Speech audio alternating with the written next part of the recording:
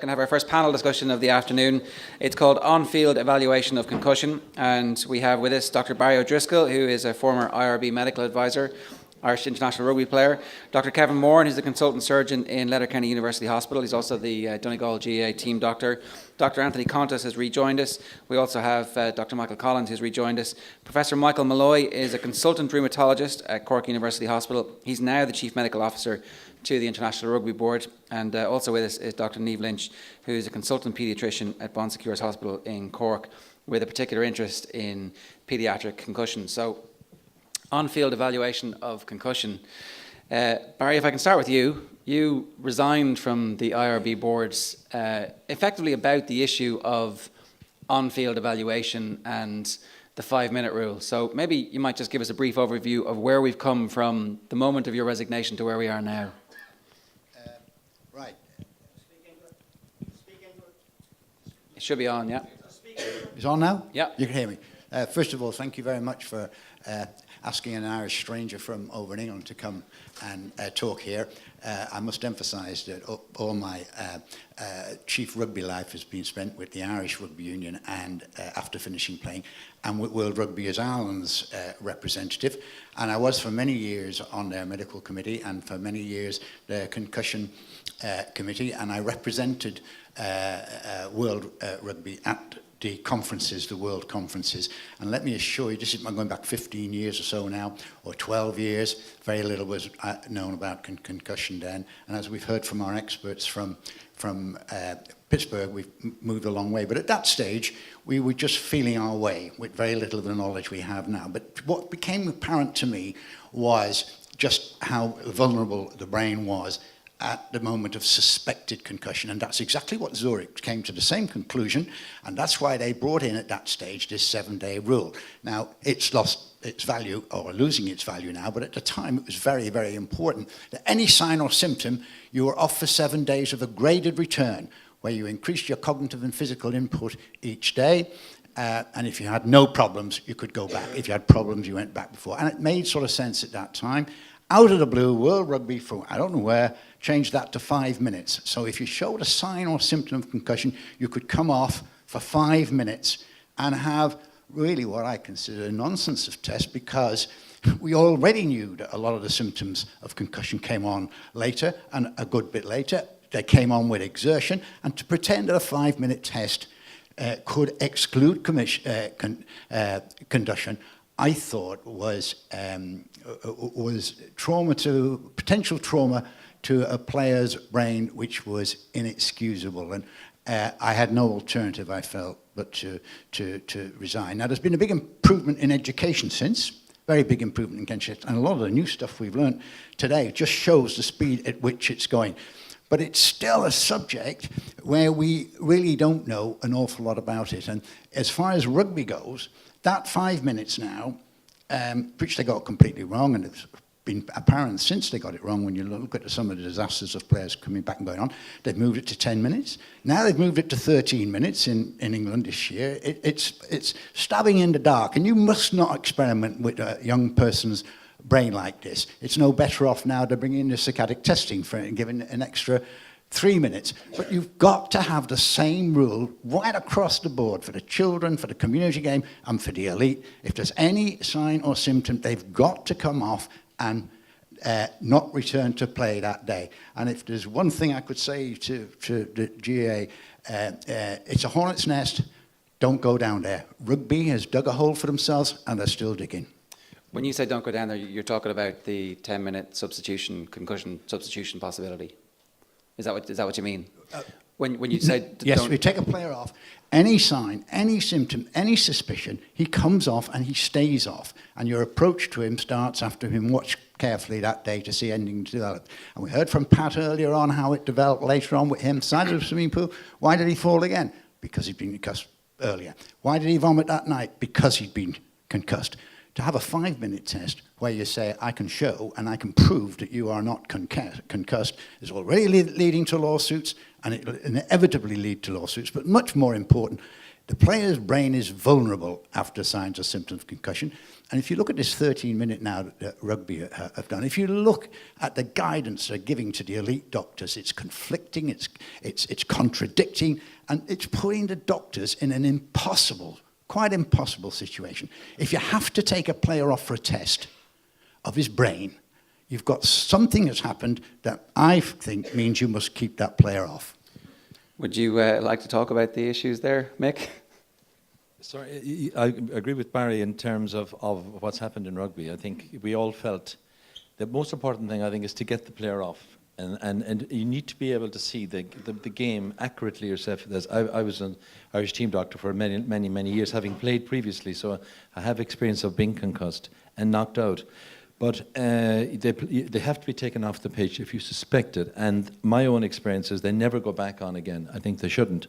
Because if you suspect it, it's obviously been an event that you've seen, and it's possible now, I know in rugby, to have a video analyst on the sideline that can pass on a video image of an incident he thinks or she thinks might be significant, and the doctor can review it and then take that player off. I think we're missing a lot of players still, and I think by having this information, visual information, makes it easier. The rugby, they don't want to bring on subs. I think that's what's happened. They've decided they didn't want a substitution for concussion. But the information is, as Barry says so rightly, is there now that there should be a direct substitution for every concussion. And you'll find the numbers will increase quite dramatically if that happens. And with regard to the 13 minutes, do you accept the premise that ultimately if there's a suspicion of brain injury, the likelihood is that that player shouldn't come back? Shouldn't come back, certainly. Yeah, and is that the direction, though? Do you find that is actually how rugby is responding to this? I think that's happened because there have been so many mistakes made that people have come back on and they've been injured again, or they've had to come off shortly afterwards. So I think that has changed, but it leaves the team doctor, a very tricky situation because the player doesn't want to come off. It may be the most important player on the side. But I think in that situation, the doctor or the physio making the decision, they have to act clinically like they do in everyday life and make the decision. Their responsibility lies purely and solely with the player.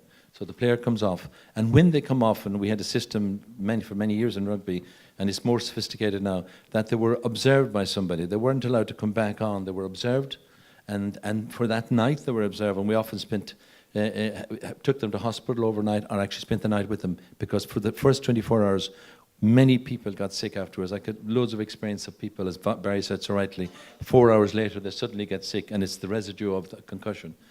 And the 3-week rule, if we can go back to that, there was a 3-week rule when we played rugby, and it was up until fairly recently, where if you had a concussion, you weren't allowed to play for 3 weeks. And that saved a lot of what we've heard this morning. It fits into what you've been showing today. We all knew that at the time. But the sport, I think, has to change. I think all sports have to take up the idea of that there has to be a sub for concussion. It's more serious than lots of the other injuries we feel if there's recurrent concussion. Okay, let's talk with Dr. Kevin Moran. You're the Donegal GAA team doctor, amongst other things. So what's the GAA experience of the difficulties of an on-field evaluation of concussion? Well, the position of the GAA is very clear and unequivocal. If there's any concern for the welfare of a player, they're taken off immediately, irrespective of whether there's a doctor there or not, and they don't return to the field of play until they have been cleared medically, and that may even require a return to play protocol which is supervised. We wouldn't put a timeline on it. We have guidelines of 2 weeks, but it may on occasion take much longer than that. My own experience is that 90% of the players that I've treated, and I treat players at club and county level. I treat players of all ages, from under 14 up. I've treated female players as well. 90% of them will certainly be back in 4 weeks. A lot of them will be back in 2 weeks, but I wouldn't put a timeline on it. Do you know automatically when you're on the sideline how you're going to deal with, how quickly in an evaluation are you saying, okay, this guy, there's no way he's going back to play in this game? Absolutely. I will show some examples of that in the afternoon. As far as I'm concerned, there's a 4-stage process that the team doctor should use. It involves being aware of the history of the individual player, visualizing the impact in real time from the sideline, and then performing a focused examination on the pitch and then subsequently continuing to monitor the player. Now, I will show examples today where not alone did I know that they were concussed as soon as they were hit, but I was concerned that they might have a bleed on the surface of the brain as well. One last point about GAAs. There's obviously so many. The field is so big, and the play is quite spread out compared to, say, many other sports where American football, for example, the line of scrimmage, and then obviously you see down the field, but it's pretty easy to see what's going on. It's very difficult to have full visualization of the 15 clashes or the 30 players.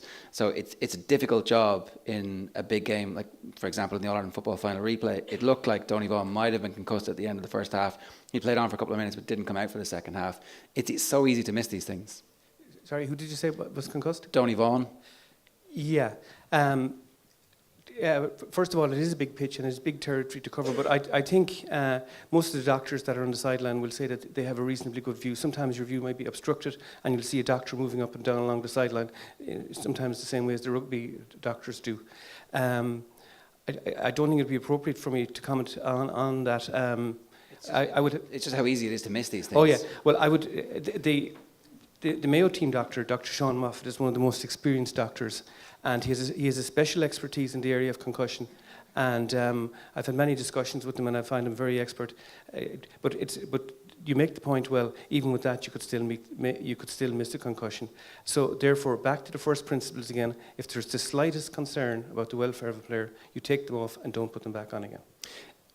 Niamh, from a kid's perspective, kids are running around, they're not really that controlled, they don't stick to their positions, they're smacking into each other.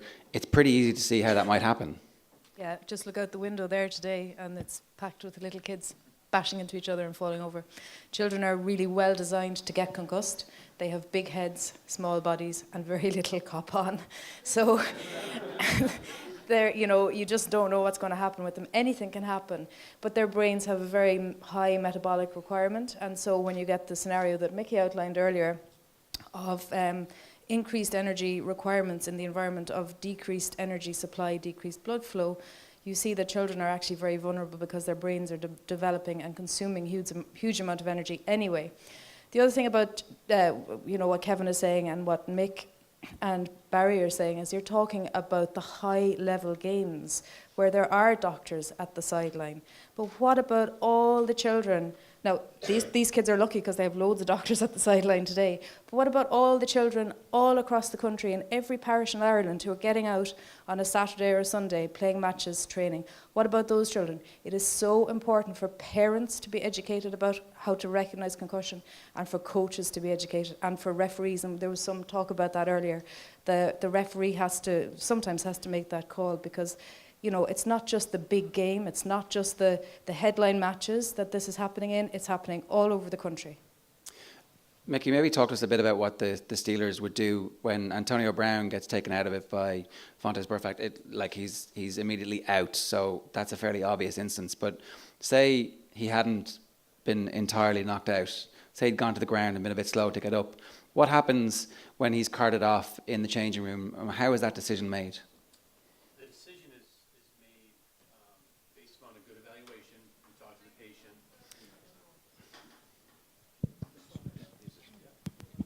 The decision is made, first of all, you want to remove the player from the field, take him to the locker room. And as Dr. Maroon and others that do the sidelines evaluation will tell you, they want to do a good evaluation where the right questions are asked. They do the VOMs in Pittsburgh, so we will look at the vestibular and oculomotor systems. They'll also do parts of the SCAT. In addition to that, they know there's certain red flags. First of all, if there's any signs or symptoms from the trauma, the patient is immediately removed from play. They understand that if the patient's dizzy, that's 6.5 times more likely to predict a poor outcome. They're very informed of our research. They're very informed of the fact that there's really, it's pretty easy. If there's trauma-induced symptoms, the player is removed from play. And I think the physicians of the Steelers are well aware of that, and it's fully supported all the way to the top.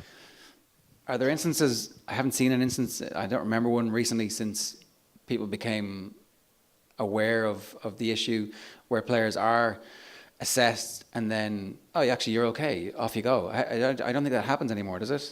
No, it does. I mean, there can be reasons for headache other than concussion. There can be reasons for problems that other than concussion. And if there's another reason to contribute to those symptoms that's not from a head injury, then yeah, we've seen some players go back, but the right evaluation needs to occur. You know, really, you need to have a quick trigger if you suspect there's problems with the injury, and the right thing is to remove them from play. As I stated all morning, though, that's the easy part. You know, the challenge really begins from that point if the patient is removed to get them back to play safely. And the conversation seems to be focused a lot on the on-pitch field evaluation. And I know that's what this panel is about. I understand that. But we really need to do a better job treating this injury, and that's where I really feel that better progress needs to be made. And I guess, Anthony, that's where the education process is something that, unless everybody understands that this is a collective responsibility, the player obviously has responsibility, but most players, as we've already heard, they want to go straight back in. They think they're fine. You disabuse them of the notion that they're fine and they confess. But it's at that point for kids that parents become really important, that coaches and teachers, and it's, you know, it takes a village to raise a kid. Like in concussion, it's going to take the sporting village to make sure that this is an issue that everybody fully appreciates. Yeah, and I was one of those kids in soccer. You know, I didn't want to come out either. And part of it's a cultural awareness piece in sport to get the word out that, you know, it's okay to talk about your injury and that you need to kind of have each other's backs. When you see a kid, oftentimes kids playing see the other kid get lit up, you know, injured, and they can go say something to the coach as well and the parents. It's an awareness without a fear thing. It's a fine balance. And I want to point out also, we're talking about on-field management and identification, and one of the things to bear in mind is not all of these injuries present immediately. Many times a kid or a professional gets injured and it doesn't really manifest until the following day or several hours later. And that's not because the player wasn't being honest or wasn't symptomatic. It's because those symptoms take some time. Sometimes they're a little residual. And so you have to also be aware of the next day and maybe later on the bus ride home to look at them then as well, especially if they had a hit that might have been problematic. Yeah, I really want to reiterate that point. We see kids that really don't have symptoms until they're on the bus ride home, because the bus ride is a very demanding vestibular environment, and that system decompensates at that point. We see kids that have ocular issues that will become symptomatic during their math later on. So what you see immediately on the field may not be what you get later on. You got to make sure you're careful in evaluating those patients serially. Doesn't that make the case, though, that anybody who has a suspected concussion or a suspected slowness as a result of an impact, there shouldn't be a 13-minute assessment? They should just be automatically removed, because... Unequivocally, yes. So has rugby not got that wrong? Well, it shouldn't have it wrong. I think it's getting it right now. I think they tend to come off immediately, I think, now, very, very frequently. I just want to correct something. I don't work for the International Rugby Board now. I did in the past. In fact, I was involved for some years, but not for 4 or 5 years. All the sporting bodies are slow to change the rules in this situation because it interrupts the game. And you know, it's different for professional sports because there's a commercial side to it as well. I think that's the problem, the television and so on. But I do think that you know, one of the advantages of my experience was you had to be, if you were the medical person in charge, you had to be in a position where you could see the whole pitch, not on the touchline, by the way, because all you see are legs there, and you can't actually see the whole pitch. So and if you can't do that, then I think I hinted it earlier, Barry. We said the video analyst has the picture, and they can flash it to you on your mobile phone, on your phone, so you can actually see, because a lot of these are missed. And as I mentioned earlier, I think if the rule comes in that you have a substitute for concussion, you'll find that a lot more people concussed, a lot more people will come off. Because, and if you're concussed as well from experience, personal experience, you don't know what's going on. You can't make a decision. So you shouldn't be allowed to make the decision. It has to be very definitely a decision by the person on the pitch. But they have to come off straight away. Just wanted to ask a question about, have you seen many patients with carotid sinus syndrome presenting like this? Because we've seen them in rugby, where if you get a bang on the neck, your carotid sinus brings on the same constellation of symptoms as concussion. There are certainly other medical conditions that can produce symptoms that may or may not be consistent with concussion. But the problem I run into is when people are looking for reasons not to call it concussion. And unfortunately, we see a lot of that. And we see migraine, or we see the patient has neck problems, or we see, you know, sinusitis, And when you start going down that road where you're giving excuses for concussion symptoms is when I am most worried about that patient's outcome. And unfortunately, that does happen. We got to be careful of that. Call a spade a spade. Okay, we've got a couple of microphones doing the round, so if anybody has any questions from the floor, we will open it up to questions from the floor. We've got one at the back there, and just while that's going down, from an American perspective, guys, how is this conversation going? Because you talked about how there's there's that broad sweep of hysteria on one end, and the other end is like, I'm totally fine, I'm going to go back out there. What stage of the cycle is American sports and the community in at the moment? I have my perspective. I'd be interested to hear Anthony's, but I think the pendulum has swung from here to here, and the truth is in between. And it's worse than we thought. There's a lot of more morbidity. Recovery takes longer. There's real issues that can occur with mismanaged concussion. Unquestionably, there's more problems than we thought there would be with this injury 15, 20 years ago, but it's nowhere near as severe as it's being made out to be in the New York Times, and that it's a treatable, manageable condition. And I happen to believe that if again, to make my comments this morning, if we could get to the point of, you've had a concussion, this is a type of concussion, this is the rehab we're going to do, we're going to get this treated properly, you're going to get back to play safely. If we could do that, which I feel we can deliver that, then it changes the conversation to one of, let's manage the injury properly. And that's where we really need to be going towards. Okay.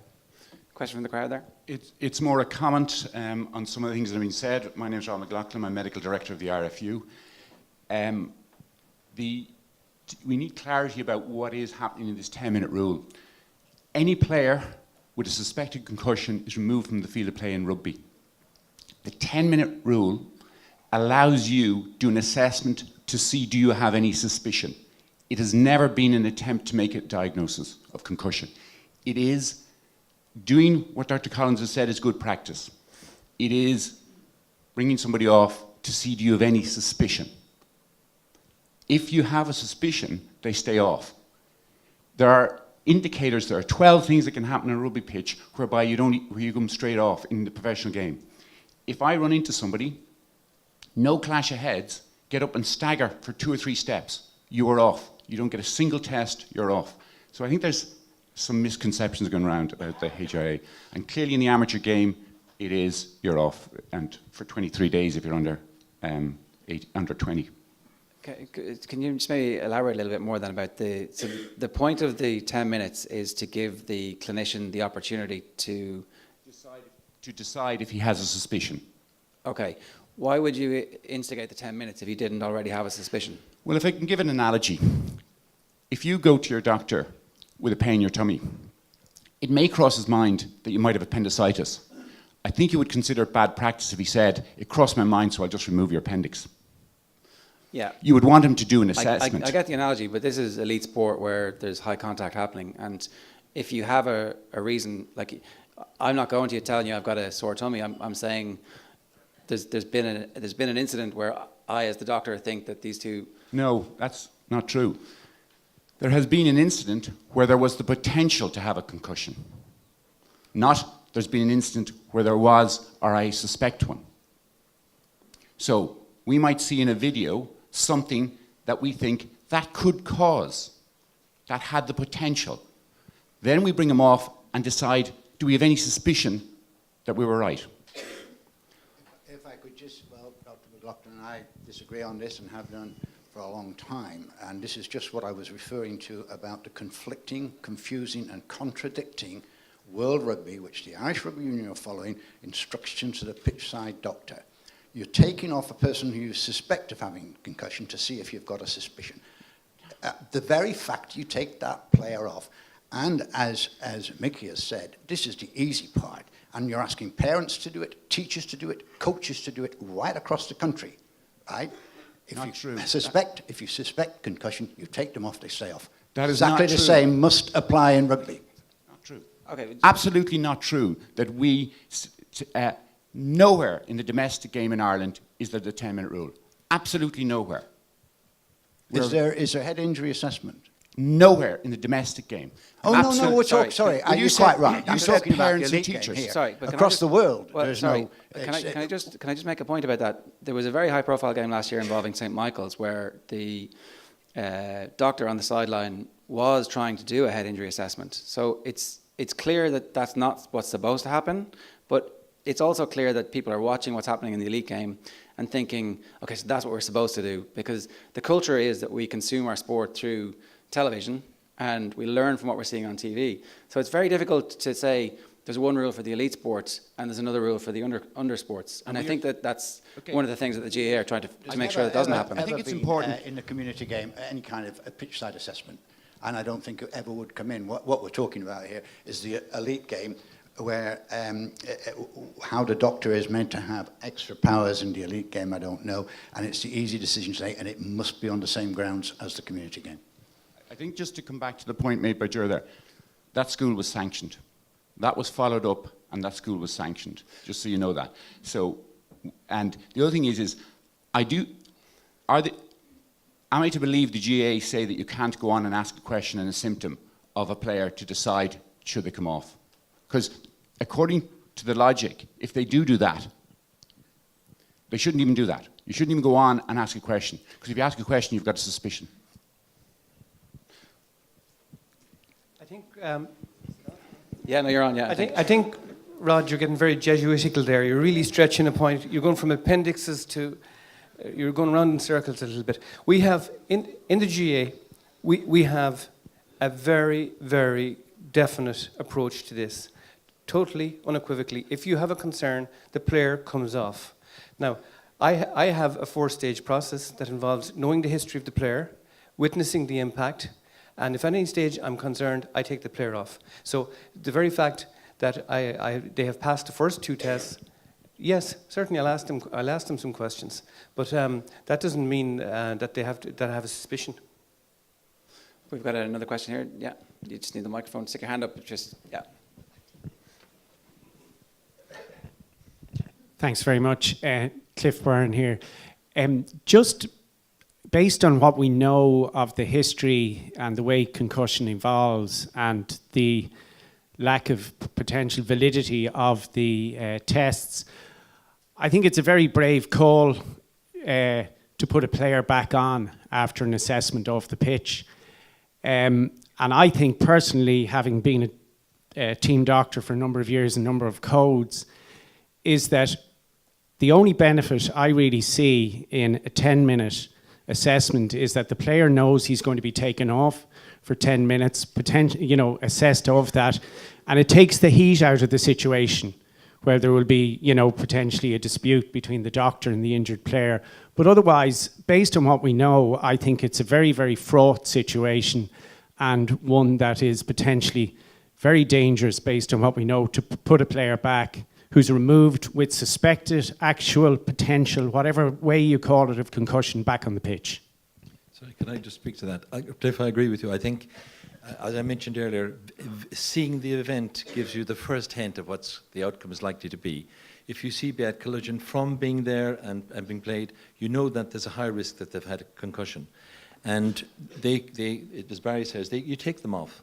And I agree, nobody should come back on again. We've had so many bad experiences of people coming back on again because they're not right. And they are the worst people to ask. The questions are, at many stages, are probably irrelevant.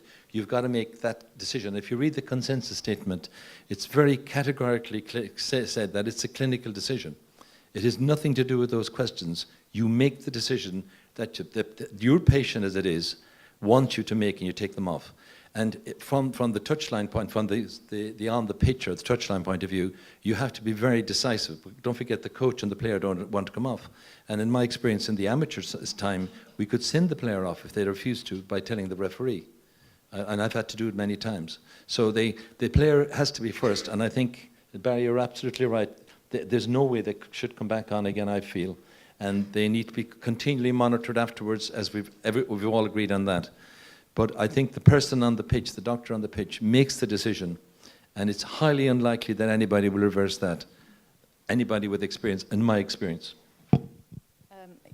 Thanks. I just wanted to emphasise again that the role of the parents.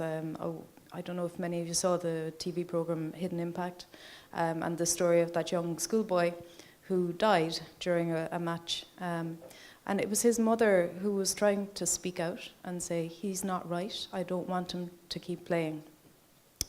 Now, we're talking, like I say, we're talking about the elite level all the time, but every one of those athletes who gets to the elite level played at the childhood level. So at any of those matches, most of those matches, there is no medic present. There's nobody there to make the call. And so I think, once again, I have to emphasize, yes, we're talking about doctors on the sideline making assessments, but most of the matches across the country do not have that luxury. And then you're having that village to raise a child thing, you know, village to recognize a concussion. And that's what we're trying to build here. We're not fear-mongering about it, but it's just so important that people are educated. Okay, next question, yeah. Sorry, yeah. I just want to make... Yeah, that's on. It's on. I just want to... I agree wholeheartedly with Niamh. I want to make one further point with regard to the GA. We have a poster that's up in every dressing room in the country, or should be up in every dressing room in the country, and that's giving the symptoms and signs of concussion. And that's because we know that in 95% of cases there's no so-called medic there. So we want everybody to take ownership of this problem, and that begins with players, parents, teachers, coaches, referees, administrators, everybody. So it's an empowerment issue as far as we're concerned in the GA. What was your take then on in the league when Lee Keegan was clearly concussed and was left on and was ultimately taken off? Clearly, Lee Keegan should have been taken off immediately. I can see how it happened, and there, for the grace of God goes anybody, but Lee Keegan unequivocally should have been taken off immediately. And rather than pointing fingers, it's an opportunity for us all to have a conversation about it. Absolutely. And maybe that's something that we as a country needs to get better at, as opposed to go, burn the doctor, burn Lee Keegan. It's like, actually, what happened? How did this occur? How can we prevent it? Should we talk to Lee and get him to have a national conversation and go, actually, maybe I need to take responsibility? And I'm sure that will happen, and it begins to happen, but it's a process that everybody's very squeamish about. Well, that particular... Sorry, I'll just make one last point. That particular event did generate a lot of discussion and increased public awareness dramatically. In defence of the doctor again, Lee jumped up. He wanted to get back. He was very reluctant to come off. It's still the doctor's responsibility to make him come off, or to take him off, or to talk to the team manager and say, I'm not happy, this guy's got to come off. But there were extenuating circumstances there. So I was just going to add, and we've seen this in the NFL a bit more in the last year or two, where players who weren't identified via video or something else have actually gone on the sideline and said, I think I might have a concussion. Yeah. Which would have never happened 5 years ago. So imagine this case turned on its head, where that same player instead says, I shouldn't go back in. And that's what young kids see, and that's what other people say. I know it's super competitive. I know many of us in this room played sports where you don't want to be that person that kind of sits down and says, I shouldn't be out there. But the reality is that's the culture we need, is where there's a safety and a health and a welfare thing first. And maybe winning is very important, but obviously, that's the most important thing. Okay, next question from there, yeah. Declan Bowler from Cork. I'm here as a surgeon, but I'm also here as a parent. And recently the IRFU had an awareness for parents at one of the college rugby schools down in Cork. And there is, I wouldn't say conflicting evidence out there, but for example, when the child comes home, or my young fellow comes home to me and the coach says, we think your son has had a concussion, I just want to clarify, and I know Rod is here, is it the case that in both the IRFU and the GA that the children should or must be seen by a doctor before return to play? Is it should or must? Now, should the child be seen by a doctor before return to play, or must be seen by a doctor before return to play? So can we get a mic over? Is there a second one?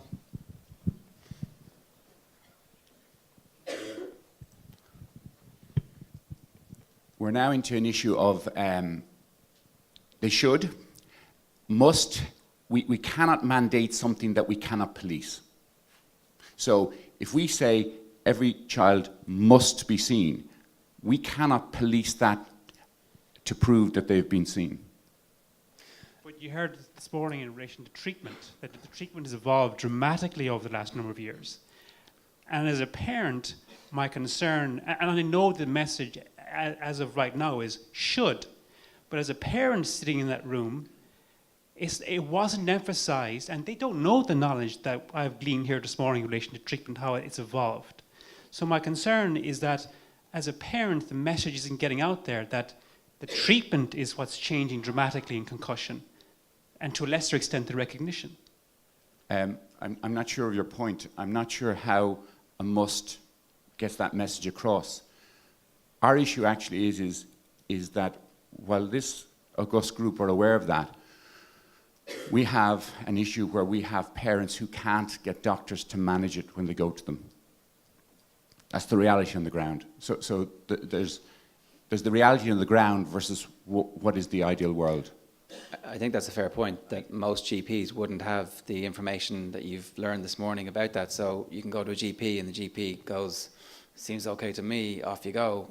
Like, would it make much difference if you say, okay, you have to go to this GP, and then that GP, like, does every GP in the local area then have a responsibility? Does the school hire one GP who is has the final sign-off?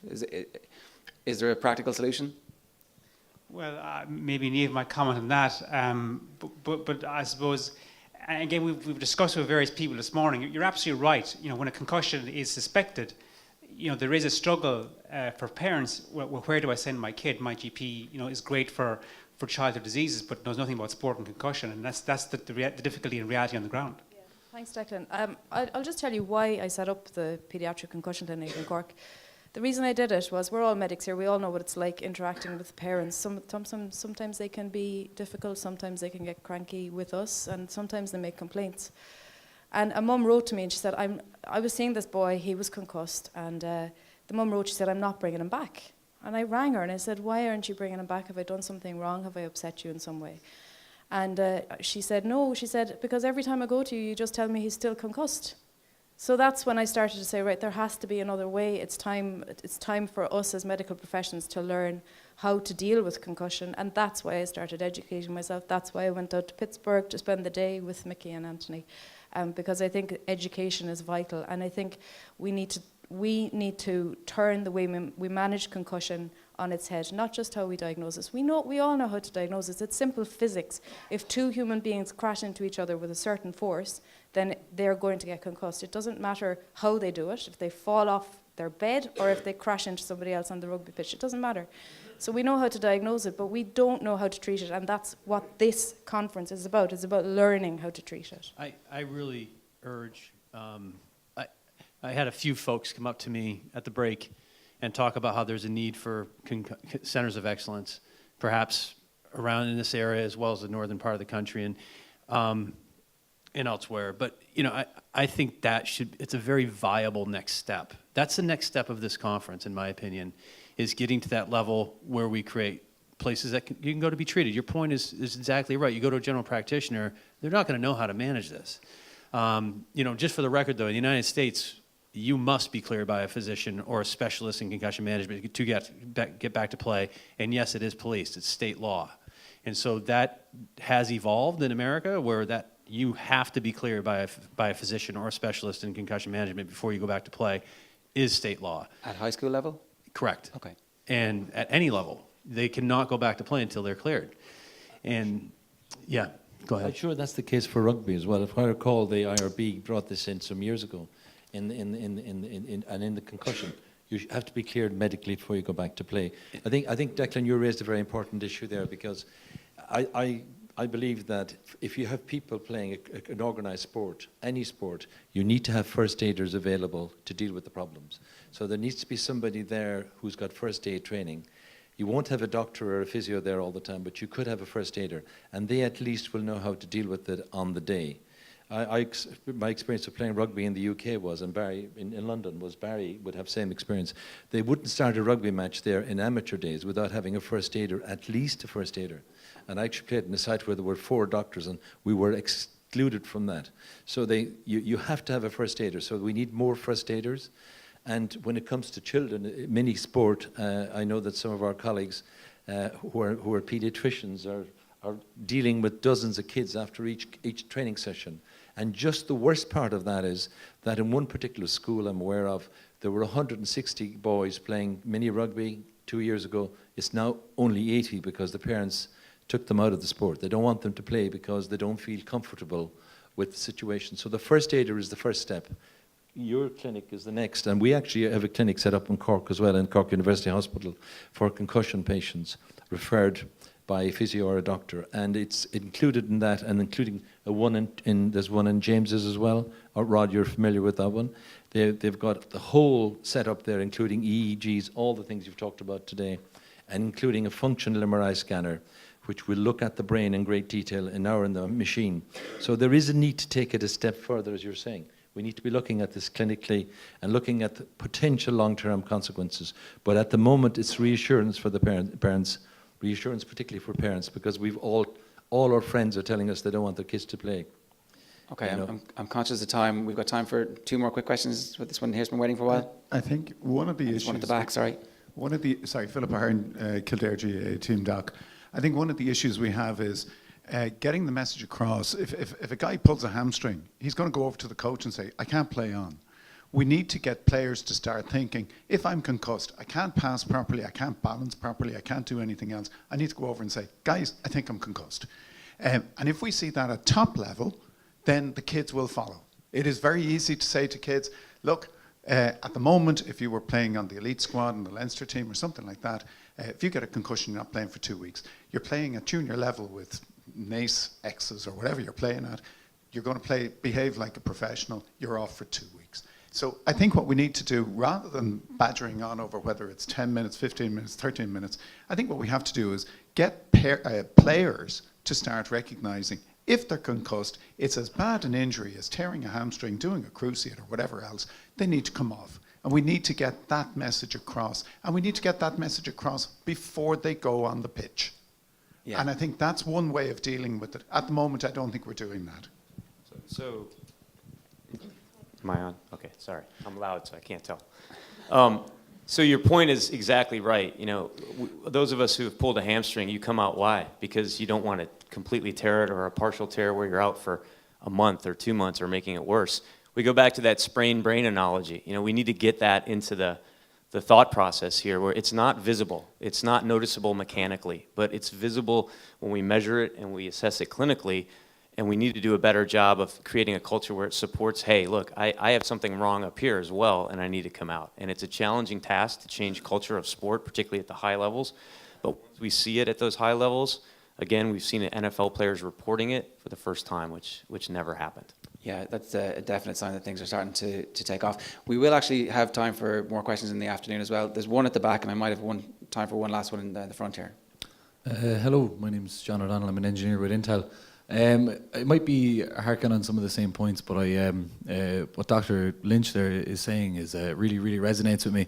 That it would be great to have first aiders at all these games, but we don't. It would be great to take these players off, and if sometimes these symptoms are not appearing straight away, I know that the GAA offers services like cardiac screening. Has the UPMC ever seen concussion screening, just general, I don't know, a VOMS assessment on wheels or something that might pull up to a town, and people from all sports and all levels, kids and young adults could come along and get themselves checked if they have a concussion, or just to help them understand their own bodies that, you know, if the symptoms can persist for 4 weeks, then you might still be catching the symptoms of the concussion they had 3 weeks ago or something like that. You're a voice with no face. Where are you? Down at the very back. There you are. I thought it was this guy in front. Anyways, to answer your question, no, we don't have a VOMS thing on wheels, but boy, that's an interesting concept. Startup idea. We will now. We will now, yeah. What we do have is we have athletic trainers that are phenomenal at assessing this in real time. Schools they have to have athletic trainers in Western Pennsylvania, so we have eyes on the ground at all games. That probably doesn't happen here. But what we also do is baseline testing. And baseline testing is done for pretty much the majority of the kids in Western Pennsylvania, and there's an opportunity at the baseline session to educate kids about the symptoms of concussion and educate parents. We have video. In fact, there's a program supported by the Pittsburgh Penguins and the Steelers where baselines are given for kids, and it's a chance for education and an opportunity for education as well as getting a baseline. And it's a pretty powerful program when it's implemented. But to your point, more needs to be done clinically as well. That does sound like a great idea. Okay, so last question for this session. This is probably more of a comment than a question. My name is Martin McConaughey and I work as a pitchside doctor. I want to commend the GA and the medical committee for putting this programme together, but I have a slight concern over the balance of the panel. I'm not questioning your expertise, but this is an on-field evaluation of concussion. I would have preferred to see maybe 3 for it and maybe 3 against it to have a more balanced outlook. The on-field use of a concussion sub is widespread use in rugby and it's been widely accepted in rugby. I did a poll of the GA county doctors and 29 out of the 37 doctors covering county games called for introduction of a head injury assessment sub. The challenge we have when we're assessing players on the field, I sort of agree with what Rod was saying. And I'll give you the clinical scenario. We go out onto the field and say somebody's taking a heavy shoulder challenge and they're laying on the ground. As we're running out to the player, we suspect everything from a life-threatening injury to there's nothing wrong with him. By a process of quickly evaluating and quickly ruling things out, we can rule out most conditions. The difficulty we have on the field is trying to rule out, does this player have concussion or do they not? The easy ones are easy. So there's a number of criteria where we immediately diagnose concussion and immediately remove the player from the field. The difficult ones are the players who say, look, I was down there because I wanted a break. They won't volunteer any symptoms. They don't look dazed. They don't look confused. They pass the Maddox questions. We've seen them taking a fairly heavy impact in a collision sport where there's multiple heavy impacts. The player doesn't want to come off. The manager's talking in your ear. He doesn't want them to come off. The referee's pressurising you to get the player to make a decision to move the game on. The crowd's becoming restless. The difficulty we have making that assessment is how do we determine accurately whether that patient is confused or not? Concussed. What we're asking for is 10 minutes to bring them off the field, into the change rooms, have a bit more time. We don't even plan or we don't make any assertions that this is to diagnose concussion or to completely rule out concussion, but it's to give us a better, some more time to make that clinical assessment where we're less pressurised. And that's what we're asking for. And if we're still suspicious, we won't put them back in. Yes, I completely get your point. By doing that assessment, we do run the risk of putting players back on. But the scenario I give you, we at the minute we allow that player to play on. We've seen a heavy collision. They've no symptoms. They've passed the Maddox questions. We can't justify taking them off. And, how do you make that assessment? And that's the challenge. The people on the pitch making that assessment week in, week out, that's the challenge we have. And we're looking for that little bit of extra help to try to make that assessment and make it more accurately. And not to go on too much, but Dr. Lynch, you make a very relevant point about how do we cascade that down. There's a number of medical interventions across the world that we start off at an elite level and then we try our best to cascade it down. And yes, it's a massive issue. My kids play Gaelic football. I want them to get the same standard of care as our elite athletes, but they can't. So if we have a medical intervention that we know works, from the research in rugby, which hasn't really been spoken about too much, but the rugby research backs up the head injury assessment sub. We know it works. We know it's going to reduce morbidity and possibly mortality. Surely we need to implement that at our elite level and then try to cascade it down as best we can. Well, just very briefly, I take fully your point, but rugby is a game of huge impact every 2 or 3 minutes. You have a huge impact. If you have a sign from that or a symptom or a suspicion of concussion, player comes off. I entirely agree, but if you've no symptom or no sign, so you have no symptom or sign. Well, if there's no symptom, no sign, are you going to take off every big impact on a rugby match? Because especially looking at the elite game now, you look at the size of these players and the impacts. It's a fairly brutal game. And if it's sold on its brutality in many, many ways. And if you take everyone off because there's been a big impact, well, it's going to completely change the game. But the medics aren't on the field for every big impact. The impacts that we're on the field for are the ones that were of an obvious concern. So every impact on the rugby field, you don't see the physio and the doctor on every time. Which ones are you on for as far as concussion goes? Yeah, it's challenging and it's not easy, but what we're asking for is that extra time to make that assessment. Okay, this is a good. We might actually come back to this a little bit because it's a fairly straightforward one in the afternoon. But I'll give you the final word on this for now. Two very quick points. Now, the research paper you refer to has 8 caveats at the end, essentially disclaiming the fact that they would recommend a concussion sub, certainly in an amateur sport. That's the first point. Second point is, you must, if you're a team doctor and you're going out on the pitch, you must have confidence. You have got to have the confidence. You should not be influenced by what the referee says, or your manager says, or anybody else. If you haven't got the confidence, I would say with the greatest respect, maybe you shouldn't be there in the first place. I didn't make a personal attack on anybody on the panel. You know, I've been working as a pitch side doctor for 15 years. This isn't meant to be a personal Well, attack. well, that's the way it came across, and I think you heard the crowd's response. Well, I used you in the generic sense. I've been working for 15 years covering pitch side games. I feel I'm very experienced. When you go onto the field and you assess somebody, you have to have some clinical reasoning. You can't take every single player off the field who's had a heavy impact. Like Rod says, we use our clinical judgment with questions and examinations and tests to try to give us some indication of who to take off and who to leave on.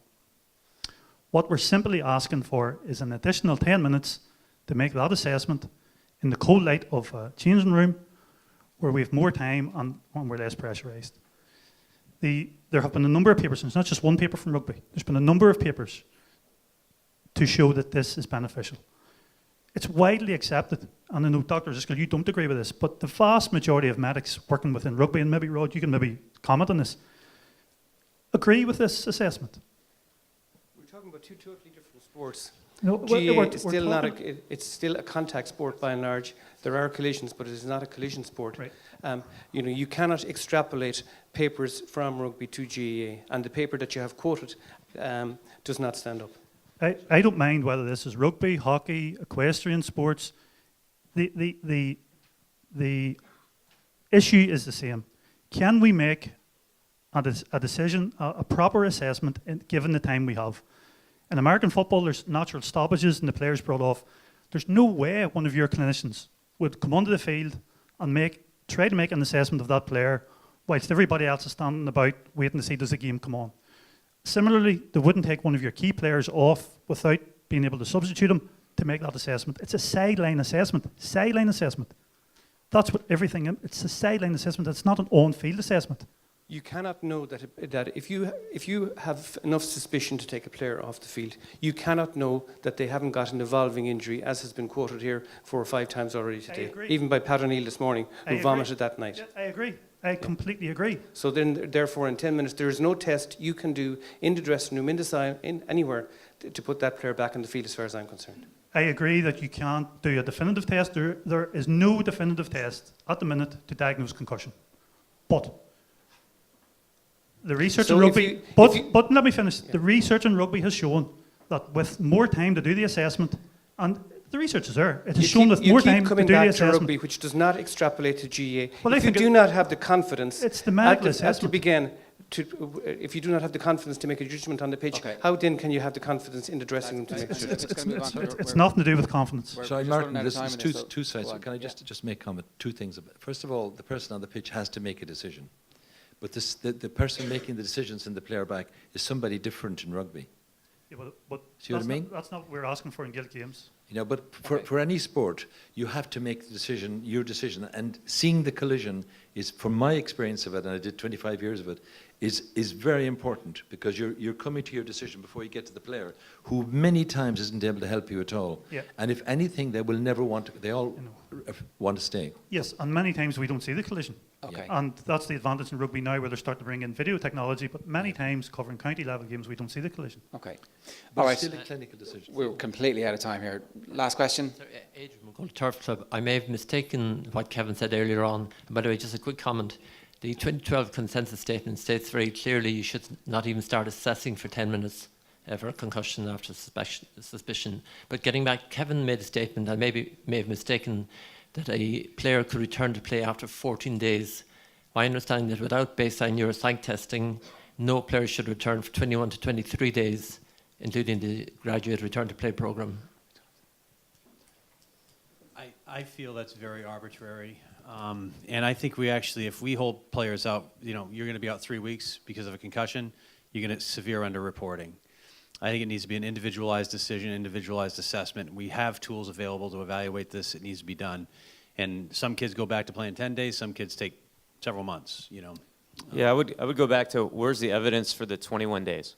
And is it driven by what we've seen empirically? We consider that, more of a protracted recovery, and there's risk factors for that. But, again, just arbitrarily every concussion or every player is going to be at a certain level of timeout, assumes every concussion is the same, and as hopefully you're hearing today, that's not the case. And that's not an approach that we would necessarily want to adopt. Okay, that's it. Final word on that, because look, everybody's going to be back this afternoon. We're also going to have, from the players' perspective, we're going to have Rena Buckley, Seamus Callan and Ryan Mellon to talk about what that is. We've got one final piece for you for this morning's session. My thanks to our panel, by the way. That was pretty interesting. And it does look like there'll be plenty of debate over lunch as well. But I would call on Bill Maher, the CEO of Bon Secours Health System, to close our morning session for us. Thanks, guys. I heard, I'm sorry I didn't get your name here, but I heard a request for help, actually. Help from all of our experts here. And I just want to thank Joe, who might take on Ban Ki-moon's job when he finishes at the end of it. But today, really, there's been a lot of discussion. I'm the CEO of the Bon Secours, and I heard Neve's definition of a child as someone with a big head and a small body and no cop on. I think I've got a small head, a big body and a bit of cop on, and I know I'm keeping you from your lunch, so I'm going to keep this very short. But I was fascinated particularly with that panel discussion there, and I think this was the reason that ourselves and the GAA and UPMC organised this conference, and I'm hoping you all got a lot out of it. A bit about us, we're the Bon Secours, we're like Shaw's, we're almost nationwide. We have a very, very keen interest in this, and it was our privilege and delight to be working with the GAA and UPMC, not only today in putting this symposium together, but all of our future plans. For those of you who know me and know the Bons, to us, it's about 3 Ps. First and foremost, it's about patients. That's all we're here for. We're a not-for-profit organisation, very similar to the GAA and the UPMC, and to us it begins and ends with patients. We realise, and I think a lot of people here today and listening to all of these experts, realise that we don't have the skill set and we don't have all the answers just ourselves. There's some things we're very, very good at. There's other areas where we need a bit of help. So to us, the second piece is about partnerships. And those partnerships, seeking out the best people to work with, the best people who know more than we do in any particular area, in any particular subject, to advance the collective understanding, the development of service for the good of our patients. But we also know the last P is very important as well. Because if all we do today is come and have a nice symposium, listen to some expert speakers, have a nice lunch, and go home and do nothing about it, then we've missed a great opportunity. So to me, the third P, planning, is very important. Today, I hope, is the start of a journey, particularly for us and for UPMC here in Ireland. When we were putting the Concussion Symposium together, the GAA and ourselves and Bonds and UPMC thought, what do we want out of today?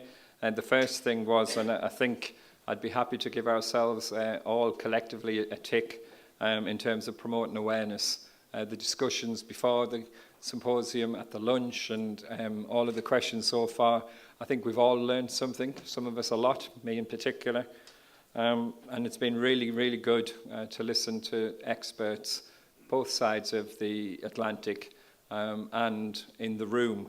So I think from that point of view, for me, this has been successful so far, and I hope this afternoon continues in the same light. In terms of creating the partnerships, I think we're at the ground floor here now of something that's potentially really, really big and something that's really going to drive forward the understanding of concussion. And through this debate, and not necessarily all of it's comfortable, I'm not particularly here representing any code, any sport. I'm particularly struck by Niamh's comments in that to get to the elite level, we have all of these kids doing all of these sports, be it football, rugby, hurling, whatever it is. They're who we really need to look after, or we won't have the elite athletes that we want. And if today is about creating partnerships to really look at this education piece, not just educating those already in the game, but to educate the parents, to educate the public at large, to educate the press, to educate each other, then I think that's another worthwhile endeavour at this symposium. But ultimately, beyond education, it's about understanding the patient needs for us. That's the purpose, that's the beginning and the end of it. And what I hope we're going to see is much more development of services. I've already got our marketing manager on getting the copyright for Concussion on Wheels. That's now a Bonds product, we'll be marketing that heavily. But I also like the idea of the creation of centres of excellence. And our plan in the Bonds, really building on the initiative that Niamh had in Cork, is to look in Galway, to look in Dublin, to look in Tralee, to look in Limerick in due course. And if you think about that, that's everywhere where the GA exists, to be developing services. Some would even like us to see us developing services in Carlow as well. More about that later. So these partnerships, I think, are very important to us. I've been absolutely delighted with all the work that we've done so far with the GA. They've been very, very welcome hosts, and I think they've shown real leadership in this area. That's not to denigrate any other sports, but thus far I've been very impressed with that, and also obviously with UPMC. You'll hear a lot more about the Bonds, of course, in UPMC in a few weeks' time. But all of the people in the GA, in all of our services, in all the public systems, in all of the private systems, I think there's a real opportunity here, having learned from all of the speakers today, having got a bit more understanding of concussion, to now do something about it. I'm sure Joe will be doing this, and I'm not going to name check everybody here, but I think, first of all, a round of applause for all of the speakers here this morning. I think that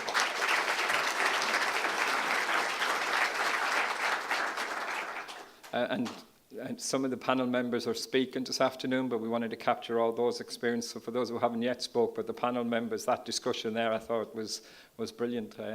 So thank you those for the panel members who joined there as well, please. And Ban Ki-moon or Kofi Annan as well, I think you're doing a grand job there, Joe. But to me as well, the main reason this symposium is the success, it seems it is for all of you. I mean, that debate, that interest, that lively discussion there, I don't think any of it's personal. I think it's all about what can we do together. The Bonds of course means good help to those in need. And that's why we're here, and I'm sure there'll be more feisty discussions over the tea and the coffee and lunchtime there. But, you know, let's put that aside and let's figure out the best way forward between us, because we all want the same thing at the end of the day. So my last slide really is a call to action. I saw today as the start of a journey. I saw that we could bring people together with UPMC, with the GAA. It was all about promoting awareness, certainly doing that. The coverage and the hot topic nature of this issue means the debate's going to go on beyond today. That's a great thing. Let's hope, though, that it's not just a debate. Let's hope it's the beginning of some partnerships, and let's hope, for all our sakes, it's about the better diagnosis. I think that bit is less of an issue, but the better development and treatment of concussion, so that we can continue, in our case, in the Bonds, to provide exceptional care, but to look after all of these people that are very dear to us, our children, our families, and our elite athletes. So I hope you enjoy your lunch. That's all I had to say, and the afternoon session promises to be just as good. Thank you very much.